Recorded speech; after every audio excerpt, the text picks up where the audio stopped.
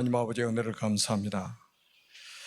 미국 아류에서 훈련을 받고 있는 모든 제자들에게 성령 충만함을 허락해 주옵소서.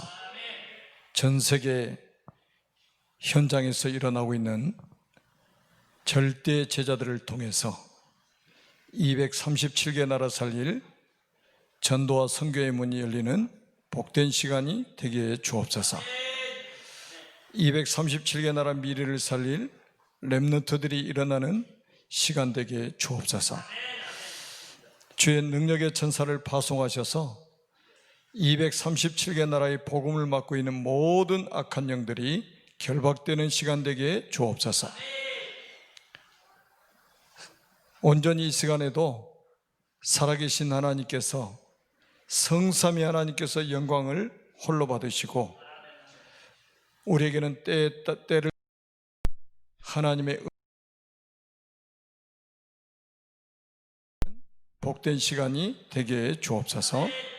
주 예수 그리스도의 이름으로 간절히 기도드립니다. 아멘. 창세기 2장 15절, 16절, 17절을 같이 읽도록 하겠습니다.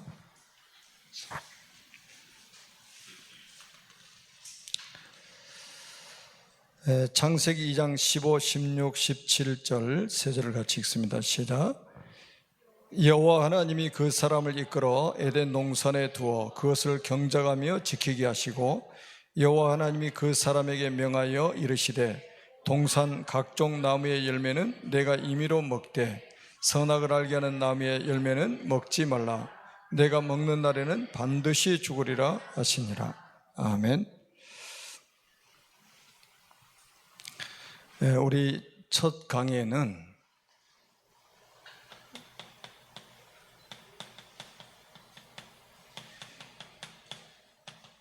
성경 전체를 봤습니다.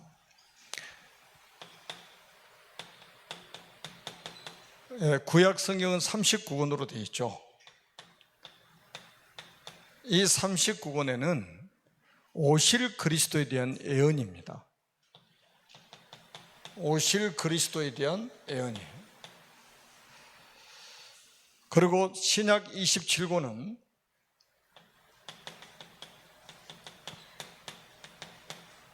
오신 그리스도에 대한 이야기죠. 그리고 이제 예수님이 재림하실 때를 말씀하고 있는데, 다시 오실 그리스도에 대한 이야기입니다. 그래서 신구약 66권은 그리스도를 설명하고 있어요. 그리스도. 그러니까 그리스도 말하지 않으면 그는 설교라고 볼 수가 없는 거죠. 그리스도를 말할 수밖에 없는 거예요. 왜 그리스도를 말해야 되느냐? 왜 그리스도만 말해야 되느냐? 그걸 이제 창세기를 통해서 우리가 확인하게 된단 말이죠. 그래서 성경 66권은 다른 이야기가 아니에요. 그리스도 이야기라는 거. 그래서 지난주에는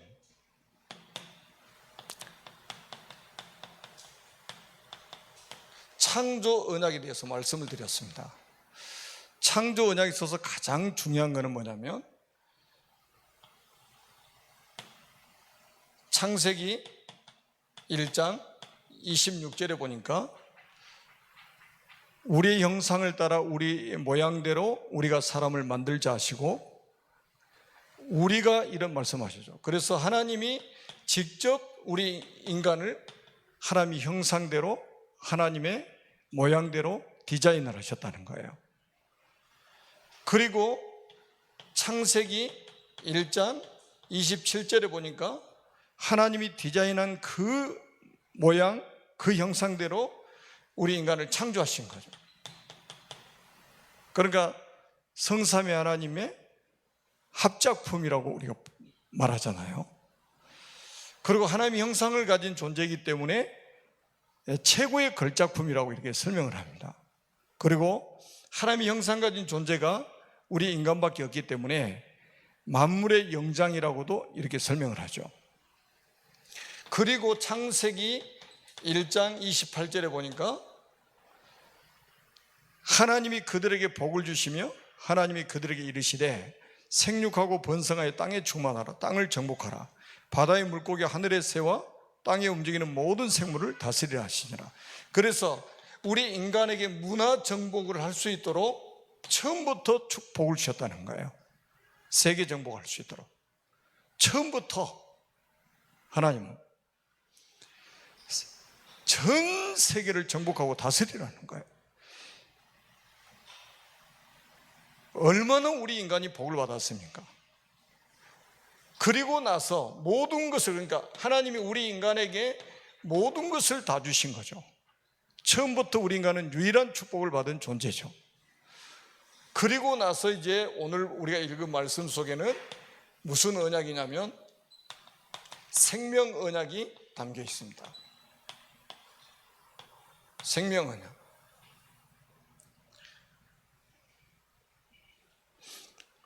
아주 창세기 2장은 굉장히 중요하죠. 하나님이 창세기 1장에 보니까 하나님이 창조하신 모든 것을 우리 인간에게 다 주셨죠. 그리고 창세기 2장에 보니까 한 가지를 금하셨잖아요. 그게 뭐예요? 에덴 동산 중앙에 있는 선악을 알게 하는 나무의 실과를 먹지 말라. 이것을 먹는 날에는 반드시 죽을 것이다. 이 말씀 속에는 몇 가지 단어만 여러분들이 잘 붙잡으시면 돼요. 하나님의 절대 주권을 인정하는 거죠. 그러니까 하나님이 만물의 주인심을 인정하라는 거예요.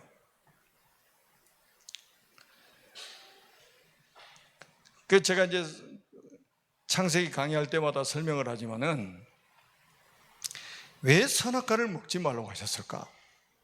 여기에 대해서 많은 사람들이 그 의문을 가진 사람들이 많아요. 그리고 예수 믿는 사람들도 왜 그러면 다 주시지 하나만 먹지 말라고 했나?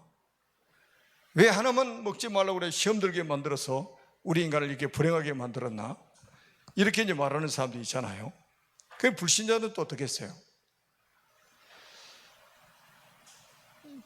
제가 늘 이야기하잖아요. 여러분 미국에도 그 사우나탕이 아주 잘 돼 있더라고요.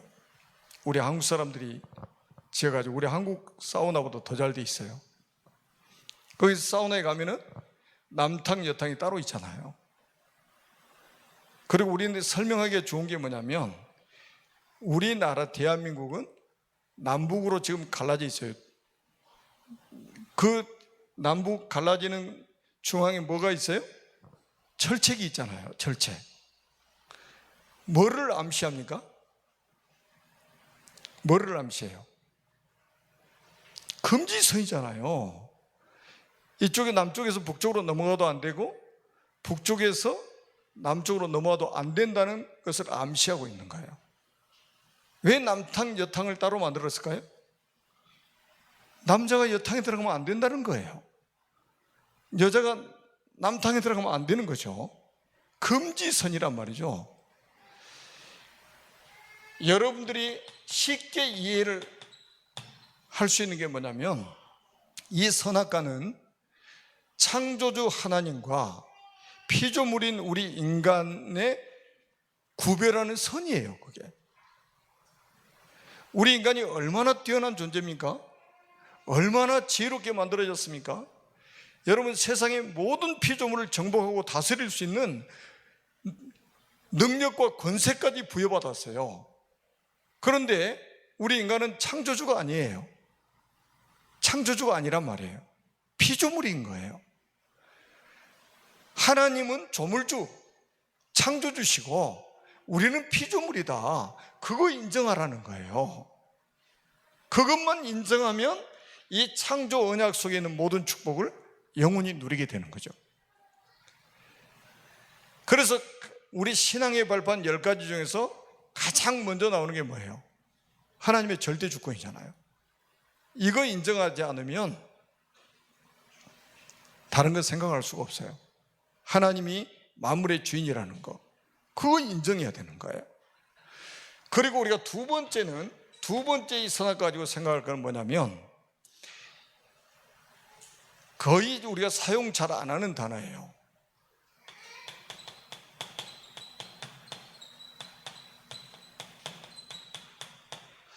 하나님은 우리 인간에게 처음부터 제한된 자유를 주셨다는 거예요. 그게 창세기 2장 16절부터 17절에 나오는 거잖아요. 제한된 자유. 다 먹는데 한 가지만 먹지 말라는 거예요.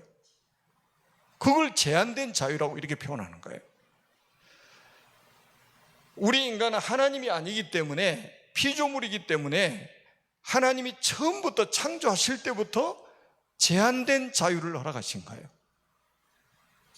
하나님이 제한해 놓은 자유를 넘어가면 그게 죄가 되는 거죠. 그러니까 우리 이제 아이들 키우다 보면 그러잖아요.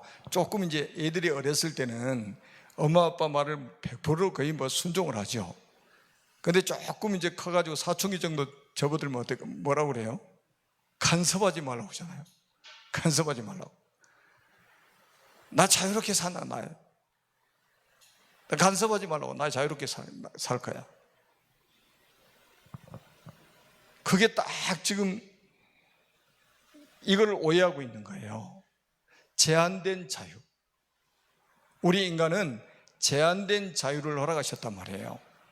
이거 착각하면 지금 보세요. 동성애 이런 것들 전부 다 여기서 벗어나겠다는 거예요. 우리 자유야. 아니, 남자하고 남자 같이 사는 우리 자유인데 왜 자유를 빼앗으려고 하느냐 이거예요. 아니, 여자하고 여자 같이 산다는데 왜 그 자유를 빼앗아가려고 하느냐 이렇게 말합니다. 꼭 기억하세요. 제한된 자유. 우리가 먹어야 될 게 있고 안 먹어야 될 게 있다 이 말이에요. 해야 될 게 있고 안 해야 될 게 있다 이 말이에요. 그걸 뭐라고 그러냐? 제한된 자유라고 하는 거예요. 우리는 하나님이 아니에요. 완전하지 않단 말이에요. 그러니까 처음부터 우리 인간에게는 제한된 자유를 허락하신 것이다. 우리에게 99% 자유를 주셨다고 하면 99.9%의 자유를 주셨다고 한번 생각해 보세요. 이 0.1% 이거는 하나님과 우리가 함께 할 때만이 온전한 자유를 누릴 수 있도록 만들어진 거예요. 다 먹어. 다 먹어. 너희들이 임의로 다 먹어. 동산에 있는 모든 열매를 너희들이 마음껏 먹어. 그러나 한 가지만 먹지 마. 이것을 먹는 날에는 반드시 죽어. 이거예요. 제한된 자유를 넘어서면 죽는다는 거예요. 그리고 제한된 자유를 넘어서면 그게 죄가 되는 거예요. 이제 창세기 3장에 나오겠죠. 꼭 기억하셔야 됩니다. 그리고 세 번째는 왜 먹지 말라고 하셨느냐? 하나님은 이미 도적이 올 걸 아셨다니까요. 그래서 창세기 2장 15절에 보니까 오늘 우리 읽었잖아요. 여호와 하나님이 그 사람을 이끌어 에덴 동산에 두어 그것을 경작하며 지키게 하시고. 지키라는 거예요. 여러분 이제 자동차 운전하고 다니시는 분들 많잖아요. 자동차 어디다 파킹하면 문을 잠가요, 안 잠가요? 문을 다 잠그죠. 왜 잠가요? 자동차 문을 왜 잠그고 오셔요? 아니, 도둑이 올 가능성이 있잖아요. 여러분 집에서 나오실 때 대문 잠가놓고 오셨어요? 열어놓고 오셨어요? 다 잠가놓고 오셨죠? 왜 잠가놓고 오셨어요? 도둑이 올 가능성이 있다 이거예요. 그걸 암시하고 있는 거잖아요. 그 일본 사람들은 되게 착하다고 그래. 난 도둑이 없는 줄 알았어. 근데 제가 호텔에 딱 자고요. 아침에 이제 운동하려고 운동 코스가 없으니까 이제 주차장에서 이렇게 돌아다니면서 이제 어떻게든 차를 딱 봤는데 새 차인데 핸들에다가 있잖아요. 핸들에다가 이게 그 시근 장치를 딱 해놓은 거예요. 핸들에 이거 돌아가지 못하도록. 아, 역시 일본에 도둑놈이 있구나. 우리가 뭐 때문에 대문을 잠그고 다닙니까? 뭐 때문에 자동차 문을 잠그고 다닙니까? 도둑이 올 걸 암시하고 있는 거예요. 왜 하나님이 에덴 동산에 이끌어 이르시면서 이것들을 경작하며 지키라고 말씀하셨겠느냐? 여기에 대한 메시지를 우리는 드려야 됩니다. 하나님은 도둑이 올 것을 이미 알고 계시는 거예요. 그래서 우리가 요한복음 14장 1절에도, 아니 14장이 아니라 10장 1절에도 보니까 뭐라고 말씀하셨습니까? 나보다 먼저 온 자는 다 절도요 강도라고 그랬어요. 8절에도 똑같은 말씀이 있어요. 8절에도 나보다 먼저 온 자는 다 절도요 강도니라. 그리고 요한복음 10장 10절에 보니까 도둑이 오는 것은 도둑질하고 죽이고 멸망시키려는 것뿐이요 그랬어요. 그러니까 에덴 동산에 도둑이 올 걸 이미 아셨다니까요. 그 도둑이 누구예요? 마귀. 그 절도가 누구예요? 마귀. 강도가 누굽니까? 마귀라니까요. 이리 때 이야기했는데 그 이리가 뭡니까? 마귀가 올 걸 아신 거예요. 그래서 우리가 나중에도 말씀드리잖아요. 계시록 12장 9절에 제가 계속 말씀드리잖아요. 큰 용이 내어 쫓기니 곧 에뱀, 마귀라고도 하고 사탄이라고 하는 온 천하를 깨는 자라. 이게 올 걸 이미 하나님 알고 계시잖아요. 이거를 지키는 방법이 뭐냐? 간단해요. 하나님과 맺은 언약만 붙잡아라 이거예요. 언약 붙잡아라. 아니 하나님이 아담과 언약을 맺으셨잖아요. 다 먹어. 그러나 동산 중앙에 있는 나무의 중앙에 있는 선악을 알게 한 나무의 실과만 먹지 마. 이것을 먹는 날에는 반드시 죽어. 그 말은 뭡니까? 이것을 먹지 않으면 살아. 먹지 말고 반드시 살아야 돼. 그래서 생명 언약이에요. 제가 전에도 말씀드렸잖아요. 시골의 할머니들이 가루 농약이잖아요. 하얀 가루 농약. 비가 오는 날 빈대떡 해 먹는다고. 밀가루인 줄 알고 그걸로 빈대떡 해가지고 나눠 먹다가 할머니 4분이 다 돌아가셨어요. 그래서 그 농약 표시가 있어요. 절대 먹으면 안 된다고 설명서에 나와 있어요. 그리고 어린아이들이 손 닿지 않는 데다가 보관해야 된다고. 왜요? 먹으면 죽으니까. 그럼 먹고 죽으라는 말입니까? 먹지 말고 살라는 메시지가 담겨 있잖아요. 그래서 하나님의 언약 가운데는 항상 뭐가 있느냐? 생명 언약이에요. 하나님의 언약은 생명 언약입니다. 자, 그리고 이제 뭐가 나오냐면 네 번째는 결혼에 대해서 나옵니다. 그래서 결혼 제도는 누가 만드신 겁니까? 하나님이 만드신 거예요. 그래서 결혼은 창세기 1장 27절, 28절 이 언약을 성취하기 위해서 하시는 거예요. 뭐라고 그러셨어요? 생육하고 번성하여 땅에 충만하라. 땅을 정복하라. 바다의 물고기와 하늘의 새와 땅에 움직이는 모든 생물을 다스리라 하시니라. 어마어마한 축복을 주신 거죠. 그러니까 하나님은 언약 가진 그 타락하기 전에 우리 인간이 온 세상에 가득 차기를 원하신 거예요. 언약의 백성들로 가득 채워지기를 원하신 거예요. 죄인들이 가득 찬 것을 원하신 게 아니고 언약의 백성들이 하나님의 형상 가진 언약의 백성들이 온 세상을 가득 채우기를 원하셨다 이 말이에요. 그리고 정복하고 다스리고 문화 정복하라는 메시지가 담겨 있어요. 어마어마한 사명을 주신 거죠. 우리 인간에게만 주신 축복입니다. 자, 그런데 우리 인간에게 어떤 문제가 왔습니까? 자, 우리 인간이 살아가 따먹었어요? 안 따먹었어요? 선악과 따먹었죠. 그럼 질문 한번 해볼게요. 여러분들 선악과 드셨습니까? 안 드셨습니까? 안 드셨죠? 그러면 선아가 보시긴 하셨습니까? 선아가 보셨어요? 안 보셨어요? 못 봤어요? 그럼 먹지도 않았다, 보지도 않았다. 그러면 좀 곤란해져요. 왜냐하면 여러분들은 창세기 3장하고 관련이 없다는 말이잖아요. 그러면 여러분들이 뭐가 문제가 되냐면 그리스도가 필요 없게 되는 거예요. 자, 다시 한번 설명을 한번 해볼게요. 이 창세기 3장 사건,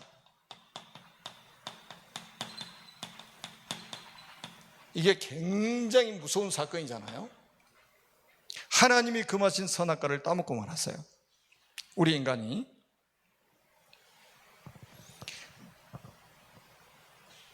그런데 이게 왜 이렇게 무섭냐? 제가 아까 조금 전에 질문을 했잖아요. 진짜 선악과 따먹었습니까? 안 따먹었습니까? 보셨어요? 안 보셨어요? 안 보셨죠? 끝까지 시침이 뚝 떼고 그냥 앉아 계실 거죠. 그걸 여러분 중요하게 생각하시냐면 이 대표성의 원리를 몰라서 그래요. 여러분들이 만약에 선악과를 먹지 않았다면 진짜 여러분은 그리스도가 필요 없는 거예요. 그러면 내가 선악과를 먹지 않았습니다, 나는 선악과를 본 적도 없습니다, 부정한다고 해서 그러면 나는 안 먹은 거라고 인정해 주시느냐? 그거 아니에요. 내가 선악과를 못 봤다고 해서, 부정한다고 해서 하나님이 너는 선악과를 먹지도 않았고 보지도 않았구나, 이렇게 인정하시는 게 아니라니까요. 왜 이게 중요하냐면, 자, 우리 성경 한 구절을 한번 찾아보겠습니다. 로마서 5장 12절 한번 찾아보세요.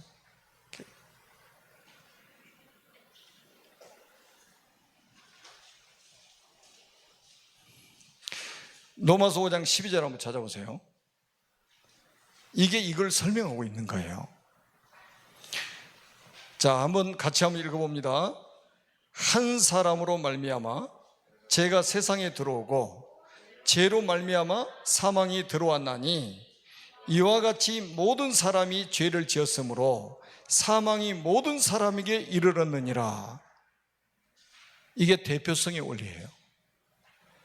여기서 나오는 한 사람은 아담 이야기입니다. 아담 한 사람이 선악과를 따먹었어요.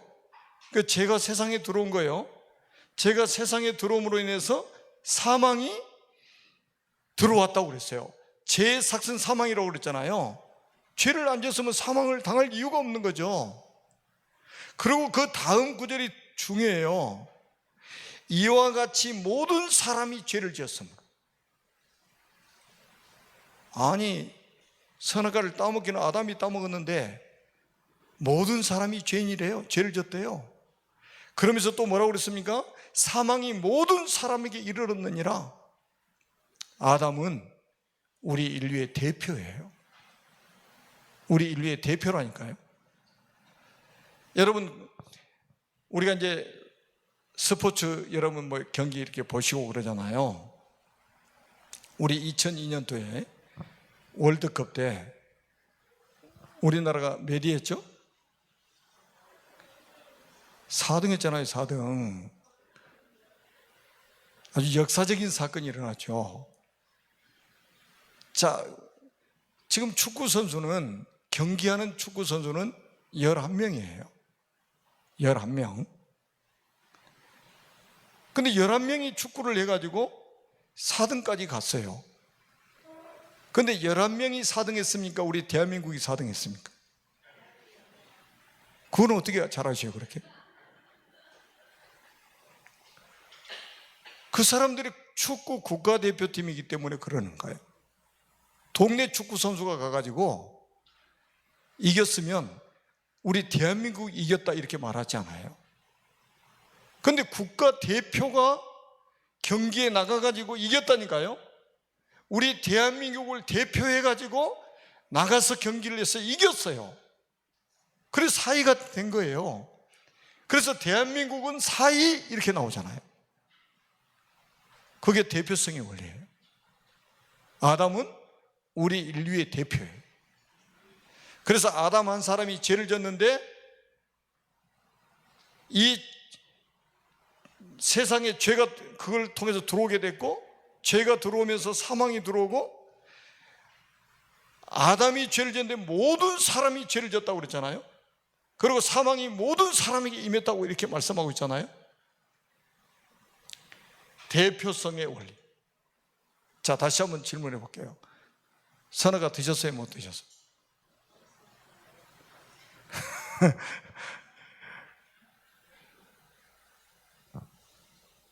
내가 먹지 않았는데 왜 먹었다고 그러냐? 아담이 대표라니까요. 대표로 먹은 거예요. 그래서 우리 모든 인류가 다 먹은 거하고 똑같은 거예요. 그러니까 성경에 이 앞에 로마서 3장 10절에 보니까 성경에 뭐라고 말씀하셨어요? 의인은 없나니 하나도 없다. 하나도 없대요. 그 말은 뭐예요? 모든 사람이 죄인이라는 거예요. 그리고 23절에 보니까 뭐라고 말씀하셨어요? 모든 사람이 죄를 범하였음에 하나님의 영광이 이르지 못하더니 모든 사람이 죄를 범했대요. 언제 우리가 선악과 따먹었습니까? 언제 우리가 선악과 구경이나 했습니까? 그런데 우리에게 죄인이라고 말합니까? 아담은 우리 인류의 대표예요. 아담이 지은 죄, 죄는 바로 우리가 지은 죄라 이 말이에요. 아담이 선악과를 따먹은 거는 곧 우리가 먹은 거예요. 그래서 아담의 후손은 전부 다 죄인이 되어버린 거예요. 그래서 로마서 6장 23절에 뭐라고 말씀하셨어요? 죄의 삭은 사망이요. 무슨 죄입니까? 선악과를 따먹은 죄를 말하는 거예요. 그 죄를 뭐라고 하냐면 원죄라고 하는 거예요. 원죄.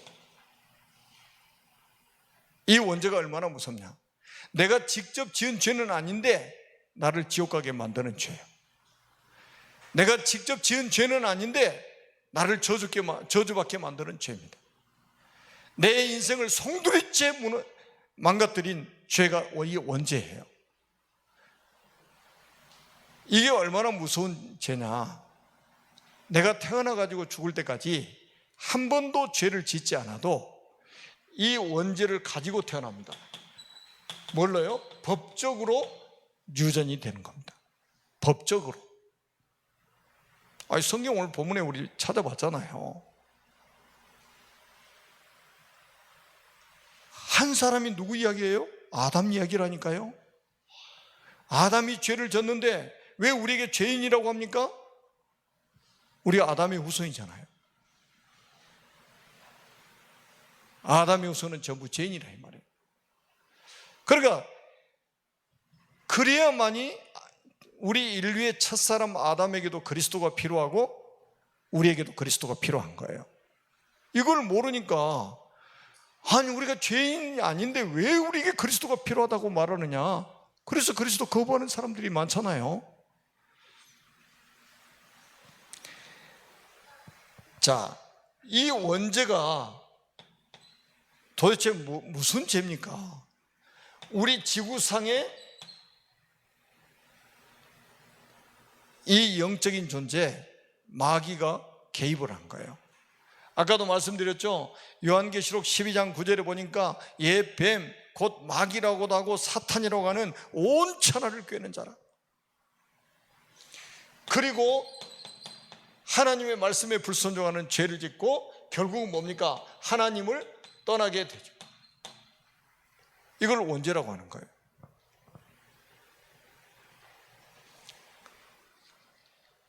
제가 창세기 강의할 때마다 질문하는데 모기가 여름에 많이 있잖아요. 저도 여기 또랑 치우다가 모기한테 아주 헌혈을 많이 했는데 왜 모기가 우리 인간의 피를 빨아먹을까요? 사람으로 보이질 않아. 자기 먹이 사슬로 보이는 거예요. 언제부터 이렇게 됐을까요? 창세기 3장 사건 이후에 이렇게 된 거예요.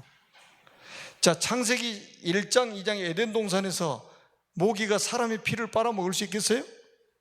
불가능입니다. 또 하나 한번 물어볼게요. 파리가 여러분 잠자고 있으면 얼굴에 딱 앉아가지고 똥을 싸고 날아갑니다. 왜 여러분 얼굴에 똥을 싸고 날아갈까요? 사람 얼굴로 보이질 않아. 뭘로 보이냐? 화장실로 보이는 거예요. 여러분 창세기 3장 사건 이후에 이렇게 우리 인간이 비참하게 된 거란 말이에요. 왜 사자가 사람을 잡아먹고 악어가 사람을 잡아먹고 뱀이 심지어는 사람을 잡아먹고 하겠어요? 에덴 동산에서 가능했을까요? 절대 불가능입니다. 창세기 3장 사건 이후에 이렇게 우리 인간이 비참하게 된 거예요.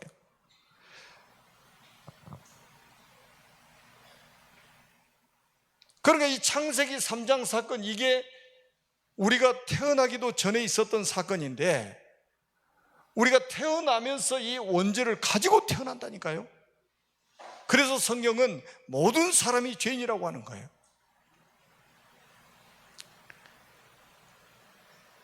지금 천주교에서는 어린아이들은 죄가 없다고 말해요. 그래서 어린아이들이 태어나가지고 죽으면 천국 간다고 이렇게 가르칩니다. 그리고 심지어는 마리아는 원죄가 없다고 이렇게 말을 해요. 완전히 사기 아닙니까? 영적인 사기잖아요. 그러면 성경 말씀을 완전히 부정하는 거거든요. 의인은 없나니 하나도 없다. 그 속에 마리아도 포함되어 있고 뱃속에 있는 아이도 포함되어 있고 젖먹이 아이도 거기에 포함되어 있는 거예요. 석가모니도 그 속에 포함되어 있고 공자도 그 속에 포함되어 있고 지구상에 있는 모든 민족이 그 속에 다 포함되어 있다 이 말이에요. 의인은 없나니 하나도 없고 모든 사람이 죄를 범하였음에 하나님의 영광에 이르지 못한다. 죄의 삭은 사망이다. 무슨 이야기입니까? 원죄 이야기예요. 원죄 이야기. 그러니까 이 문제가 해결이 안 되면 우리 인간은 절대 행복할 수 없도록 돼 있다니까요. 그래서 이것 때문에 결국은 뭡니까? 모든 문제가 시작이 된 거예요. 이게 바로 창세기 3장 16절에서 20절까지 나왔잖아요. 이 원죄 때문에 우리 인간에게 저주, 재앙, 고통, 질병, 죽음 다 찾아온 거예요. 그러니까 지금 세상의 과학자들이 또 의사들이 어떻게 해서 이렇게 질병이 지구상에 계속 오고 우리 인간이 불행하게 됐는지 어떻게 압니까? 우리 인간이 죽음이 어디서 시작됐는지 어떻게 압니까? 성경이 분명히 말씀했잖아요. 제한된 자유 다 먹어라. 근데 선악과만 먹지 마라. 이것을 먹는 날에는 반드시 죽는다 이 말이에요. 선악과 왜 먹었어요? 자기가 하나님 돼가지고 여기서 자유로워지겠다는 거죠. 불가능하잖아요. 근데 사탄은 그 가능하다고 말한 거예요. 왜 하나님의 간섭 받으려고 하느냐? 네가 하나님 돼서 자유를 누려라 이 말, 자유롭게 살아라 이 말이거든요. 그 결과 우리 인간에게 모든 저주, 재앙, 고통, 질병, 죽음 시작된 거예요. 그래서 이 문제를 해결해 보려고 사람들이 노력을 하게 되잖아요. 자, 선악과 따먹고 나서 제일 먼저 했던 게 뭐예요? 자기가 벌거벗은 줄 알게 되고 부끄러우니까 이제 나무 치마, 그 무화과 나무로 치마를 입었죠. 이게 사람의 노력이잖아요. 창세기 3장 문제 치마로 해결될 수 있을까요? 불가능한 거예요. 또 나무 뒤에 숨었습니다. 자, 나무 뒤에 숨는다고 창세기 3장 문제가 해결될까요? 불가능입니다. 자, 책임을 전가했습니다. 책임 전가한다고 이 문제가 해결될까요? 절대 불가능입니다. 그런데 우리 인간은 이 문제를 스스로 해결해 보려고 몸부림을 치는 거예요. 그거를 뭐라고 하냐면 종교의 시작이라고 하는 겁니다. 이 종교의 배후에는 누구의 역사합니까? 사탄이 역사하고 있는 거예요. 그래서 종교 생활을 하면 할수록 망하게 되는 거예요. 종교 생활을 하면 할수록 실패하게 되는 거예요. 여러분, 복음과 종교의 차이가 뭡니까? 종교는 사람이 만들었어요. 그런데 그 배후에는 누구의 역사예요? 사탄이 역사합니다. 복음은 누가 주셨어요? 하나님 주신 겁니다. 종교는 사람의 노력으로 인생 문제를 해결하려고 하는 몸부림이고, 복음은 하나님이 우리에게 찾아오신 것이고 우리에게 주신 거라 이 말이에요. 그래서 이 문제를 뭐라고 말하냐면 우리가 지금 말하는 운명이라고 하는 거예요. 운명. 그러니까 창세기 정확하게 뭐 다 설명하려면 시간이 없으니까 이제는 언약의 관점에서만 설명을 한다. 자, 이 문제를 사람이 해결할 수 없으니까 하나님이 이 문제를 해결하시기 위해서 우리에게 약속을 주신 게 있어요. 그게 뭡니까?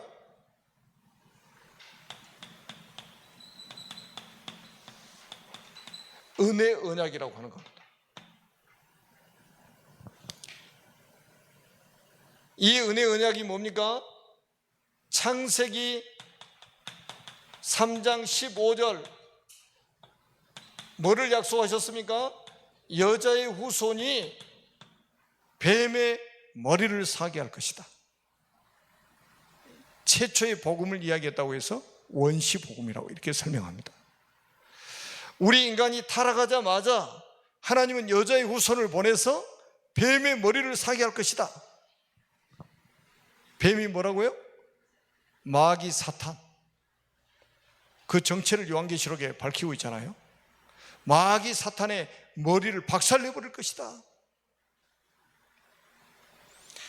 그 약속대로 오셨잖아요. 이사야 7장 14절에 보니까 보라 처녀가 잉태의 아들을 낳을 것이요 그 이름을 임마누엘이라 하리라. 보세요. 예수님 오시기 700년 전에 이사야 선지자가 예언했잖아요. 보라 처녀가 잉태의 아들을 낳을 것이요 그 이름을 임마누엘이라 하리라. 하나님이 사람의 몸을 입고 찾아오실 것을 말씀하셨다니까요. 마태복음 1장 16절 한번 보세요. 마리아에게서 그리스도라 칭하는 예수가 나시니라. 누구 이야기입니까? 이사야 7장 14절이 성취된 걸 설명하고 있잖아요. 자, 갈라디아서 4장 4절에서 5절에 바울은 이렇게 말씀했습니다. 때가 참에 하나님이 그 아들을 보내사 여자에게서 나게 하시고 율법 아래 나게 하신 것은 율법 아래 있는 자들을 속량하시고 우리로 아들의 명분을 얻게 하려 하심이니라. 때가 참에 그 말이 무슨 말이에요? 창세기 3장 15절에 하나님이 여자의 후손을 보내겠다고 약속하셨는데 그 시간표가 됐다는 거예요. 때가 찼다는 거예요. 창세기 3장 15절에 그리스도 보내겠다는 그 약속의 시간표가 찼다는 거예요. 그래서 여자의 후손으로 여자에게서 나게 하시고 율법 아래 나게 하신 것은 율법 아래 있는 자들을 속량하시고 우리로 아들의 명분을 얻게 하려 하십니다. 우리를 마귀의 자녀, 하나님의 자녀로 바꾸시기 위해서 오셨다 이 말이에요. 그리고 창세기 3장 21절 한번 보세요. 이제 창세기 3장 15절을 가지고 성경 전체를 보는 거예요. 창세기 구약 성경 39권, 신약 27권, 교회사 전부 창세기 3장 15절을 가지고, 창세기 3장 이 사건이 없었으면 성경 기록할 이유가 없잖아요. 모든 문제는 창세기 3장에서 시작됐고, 모든 문제의 해답은 창세기 3장 15절이다. 여자의 우손 그리스도시다. 그리고 창세기 3장 21절에 아주 중요한 말씀이 나옵니다.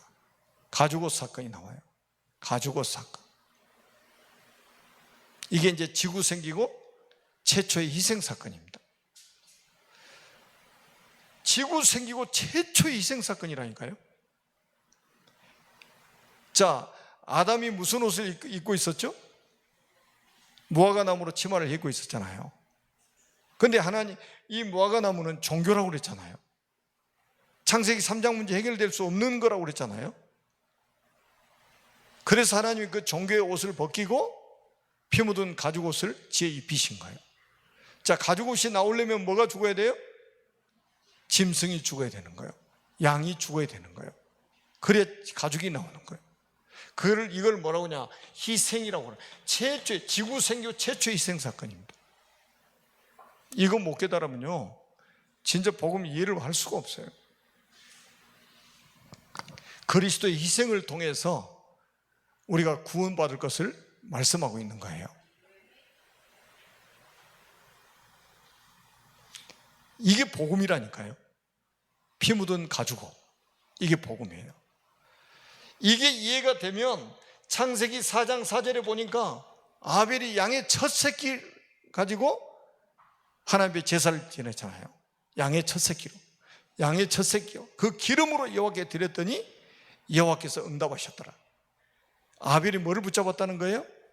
창세기 3장 21절에 가죽옷의 비밀을 알고 있었다는 거예요. 그러니까 양의 첫 새끼와 그 기름으로 여호와께 드렸다.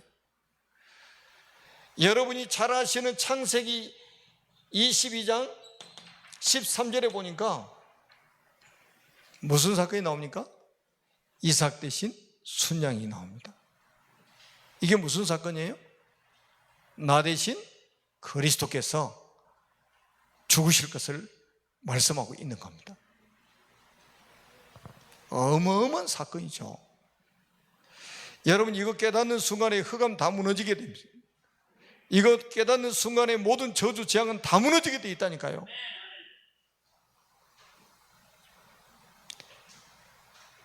자, 출애굽기 12장 1절에서 12절에 14절까지 보니까 이스라엘 백성들이 애굽에서 400년 동안 노예로 살다가 해방을 받게 돼요. 어떻게 해서 해방을 받습니까? 유월절 어린 양을 잡아서 그 피를 문 좌우 설주와 임방에 뿌렸습니다. 그 밤에 이스라엘 백성은 출애굽을 하게 돼요. 뭘 뿌리고요? 양의 피 뿌리고. 양의 피 뿌리는 그날 밤에 이스라엘 백성들이 애굽에서 출애굽을 했다니까요. 애굽에 들어간 지 400년 만에 이스라엘이 복음을 회복하고 출애굽을 하게 된 겁니다. 이거 설명하고 있는 거예요. 자, 우리가 잘 아는 자는 요한복음 1장 29절에 그 예수님이 오셨어요. 세례 요한이 세례받으러 나오시는 예수님을 향해서 뭐라고 말씀하셨습니까? 보라, 세상 죄를 지고 하는 하나님의 어린 양이로다. 그 주인공이 오셨다는 거예요. 창세기 3장 21절의 주인공, 창세기 4장 4절에 그 주인공, 창세기 22장 13절에 이삭 대신 수양, 그 주인공이 오셨다는 거예요. 출애굽기 12장 1절로 14절에 보니까 유월절 어린 양에 피 뿌렸던 그 양 있잖아요. 그 양이 오셨는데 그분이 바로 그리스도야, 이거예요. 그리고 요한복음 19장 30절에 보니까 그분이 하나님의 어린 양이신 그리스도께서 십자가에서 죽으시면서 뭐라고 말씀하셨어요? 다 이루었다 하시고 영원히 돌아가시니라. 그러니까 성경은 전부 지금 누구 이야기입니까? 그리스도 이야기입니다. 그리스도가 아니면 절대로 창세기 3장에서 빠져나올 수 없다.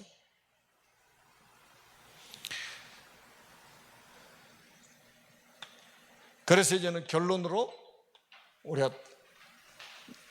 붙잡아야 됩니다. 여러분들이 정말로 그리스도 언약을 붙잡고 지금부터 이제 여러분들이 한번 기도를 시작해 보세요. 그래서 우리가 이거를 지금 우리가 뭐라고 지금 설명합니까? 영적 서밋 타임을 두리자는 거예요. 정말 우리가 그리스도 언약 붙잡은 사람이 맞다면 하나님 우리 기도에 응답하신다 이 말이죠. 한번 보세요. 놀라운 일이 벌어진다니까요. 그래서 조금만 이거 해보가시면 여러분들이 237개 나라 살리는 그런 응답을 받게 될 것입니다. 그것 때문에 여러분 부르셨어요. 하나님의 큰 축복이 있기를 주님의 이름으로 축복합니다. 살아계신 하나님 아버지 은혜를 진심으로 감사합니다. 오늘 주신 말씀을 우리 마음에 깊이 새기게 하시고 그리스도의 언약이 아니면 절대로 해결될 수 없는 창세기 3장 문제, 원죄 문제, 사단과 죄와 하나님 떠난 이 문제, 지구상에 있는 모든 민족이 여기에 빠져 있는데 이 사람들을 구원하시려고, 이 사람들을 살리기 위해서 하나님이 아류를 세우셔서 아류에서 제자들을 훈련시키고 전 세계에서 제자를 일으키셔서 이 전도 훈련을 받게 하신 줄로 믿습니다. 하나님 언약의 백성들을 성령으로 충만하게 하셔서 창세기 3장 속에 빠져있는 모든 민족을 복음으로 구원해내는 사명을 감당할 수 있도록 주님 축복하여 주옵소서. 우리가 언약 붙잡고 기도할 때에 하나님이 영적인 힘을 주셔서 237개 나라 살리는 절대 제자의 축복을 누리게 하여 주옵소서. 우리 주 예수 그리스도의 이름으로 간절히 축복하며 기도드립니다. 아멘.